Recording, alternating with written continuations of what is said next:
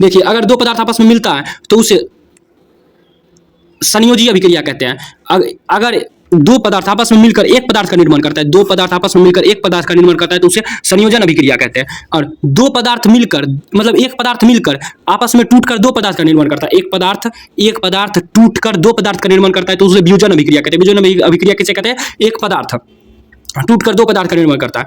और विस्थापन एक पदार्थ से दूसरे पदार्थ में, एक पदार्थ जैसे दूसरे पदार्थ में जोड़ने की क्रिया विस्थापन। जैसे देखिए ए में बी था सी के साथ, बी के साथ कौन था? सी। लेकिन यहाँ देखिए यहाँ था बी के साथ सी, लेकिन यहाँ ए के साथ सी आ गया। ऐसे आदान प्रदान जो होता है ना उसी को विस्थापन अभिक्रिया कहते हैं, उसे विस्थापन अभिक्रिया कहते हैं।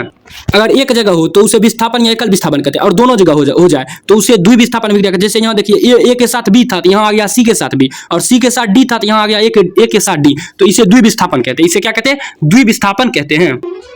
देखिए उष्मा का निर्माण होता है उष्माक्षेपी अभिक्रिया। उष्मा का निर्माण कहाँ होता है? उष्माक्षेपी अभिक्रिया। उष्माक्षेपी अभिक्रिया में उष्मा का निर्माण होता है। उष्मा का शोषण उष्माशोषी अभिक्रिया में होता है। उष्माशोषी अभिक्रिया में उष्मा का शोषण होता है। उष्माशोषण उष्माशोषी अभिक्रिया में होता है। प्रकाश की उपस्थिति में प्रकाशिकी अभिक्रिया होता है। प्रकाश की अभिक्रिया प्रकाश की उपस्थिति में होता है। प्रकाश की उपस्थिति में प्रकाशिकी अभिक्रिया होता है। हाइड्रोजन की कमी या ऑक्सीजन की वृद्धि ऑक्सीकरण अभिक्रिया कहलाता है। हाइड्रोजन की कमी हो या ऑक्सीजन की वृद्धि हो, हाइड्रोजन की कमी हो या ऑक्सीजन की वृद्धि हो, ऑक्सीकरण अभिक्रिया कहलाती है। या इसे उपचयन भी कहते हैं, उपचयन कहते हैं, उपचयन भी कहते हैं, उपचयन भी कहते हैं, उपचयन भी कहते हैं। ऑक्सीकरण अभिक्रिया को ही उपचयन कहते हैं। हाइड्रोजन की कमी और ऑक्सीजन की वृद्धि ऑक्सीकरण अभिक्रिया कहलाती है। हाइड्रोजन की कमी और ऑक्सीजन की वृद्धि ऑक्सीकरण अभिक्रिया कहलाती है। ऑक्सीजन की वृद्धि होगा तो ऑक्सीकरण अभिक्रिया, और हाइड्रोजन की कमी होगा तो भी ऑक्सीकरण अभिक्रिया।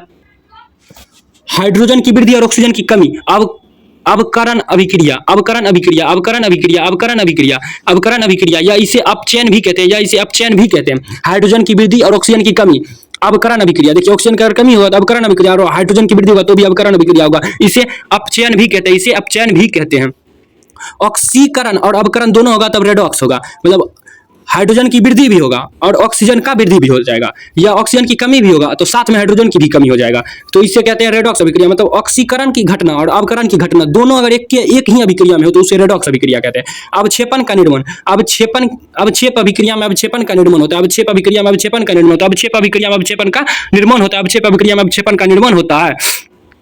कि प्रमुख सूत्र, ये सब सूत्र पूरा बहुत इंपॉर्टेंट है, ये सब सूत्र हर साल पूछे जाते हैं। लेड नाइट्रेट का PbNO3 होल 2, PbNO3 का होल 2, PbNO का होल 2, PbNO3 का whole 2, lead iodine PbI2, lead iodine PbI2, संगमरमर कैल्शियम कार्बोनेट, संगमरमर को ही कहते हैं calcium carbonate, CaCO3, glucose C6H12O6, C6H12O6, बिना भुजा हुआ चूना, या इसे कैल्शियम ऑक्साइड कहते हैं, CaO